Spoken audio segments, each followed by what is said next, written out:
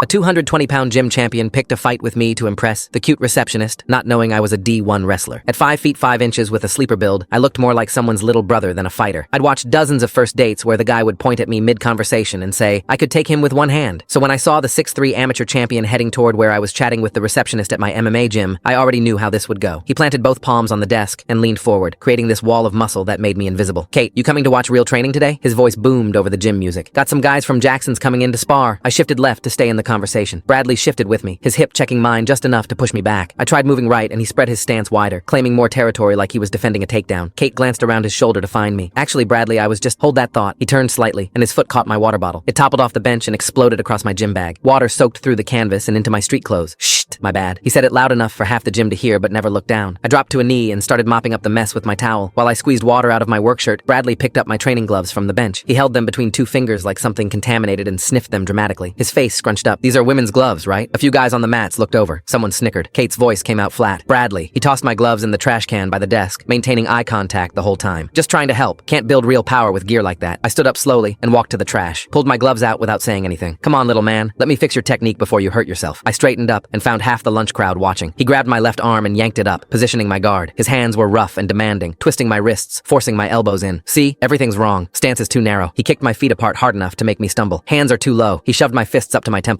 This is why YouTube training doesn't work. The audience grew. Phones came out. He turned me like a mannequin, explaining to everyone how I was basically doing everything backward. Each correction came with unnecessary force. A dig here, a joint lock there, all disguised as teaching. All right, cage time. Can't have you throwing those pillow punches out here where someone might get hurt. He gripped my shoulder and steered me toward the octagon. Kate, come watch. This is important. I let him guide me but kept my core loose. No resistance. Nothing he could use as an excuse to escalate. The cage door clanged shut behind us, metal on metal. That sound that used to mean something different. Bradley demonstrated a basic arm drag that torqued my shoulder just past comfortable. Feel that pressure? That's what happens when you don't know how to defend. He transitioned to a standing Kimura, cranking slowly. Any trained fighter would have countered by now. I tapped his leg. He held it 2 seconds longer than necessary. See how easy that was? Any real man would have defended that. He said it loud enough for Kate to hear through the fence. She'd stood up from her desk, concern creasing her forehead. He moved to collar ties, slapping the side of my head lightly to show openings. Each slap got harder. My ears rang, but I kept my hands down. The old instinct screamed to sprawl, to shoot, to do something. But I'd made promises. To myself, to therapists, to people who weren't here anymore. Wake up! Another slap. Fight back! He shot a lazy double leg, and I let him have it. We hit the mat, and he mounted immediately, his weight crushing my diaphragm. I bridged weakly, just enough to look like I was trying. He surfed it easily and settled heavier. This is embarrassing. He turned to address the crowd through the fence. This is what happens when people think they can learn from videos. Kate entered the cage. Bradley, that's enough. He's not even fighting back. Exactly my point. He grabbed her wrist as she reached for his shoulder, pulling her closer. This is what I'm trying to show you. You're hurting me. Her voice pitched higher. Relax. I'm showing you something important. His grip tightened and he yanked her forward. She stumbled, catching herself on the cage wall. You little bitch. You think you can just walk away? He spun around with murder in his eyes, daring me to fight back. Full story on channel.